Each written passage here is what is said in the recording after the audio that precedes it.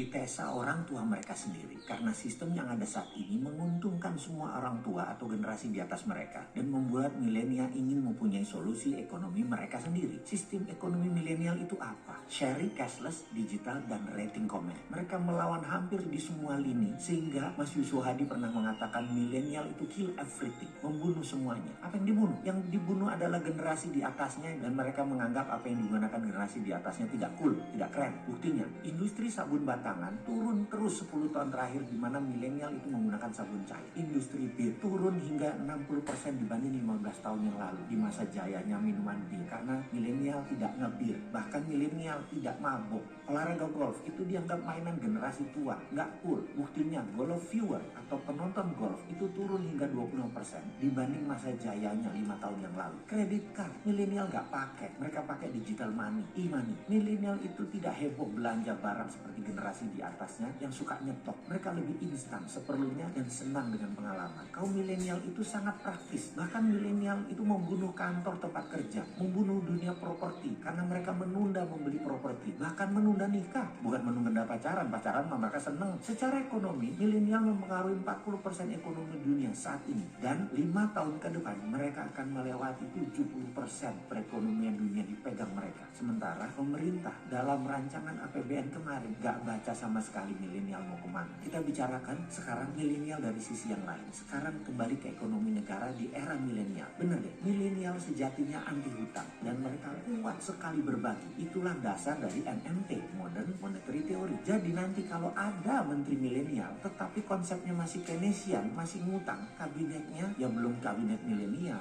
muda doang usianya, tapi ilmunya zaman old, gak pakai ilmu zaman now. Ilmu zaman now itu adalah MMT, Modern Monetary Theory. Basisnya adalah SWF, Sovereign Wealth Fund, Consolidate Bottom of Pyramid, create 12 level ekonomi. Kredonya adalah create.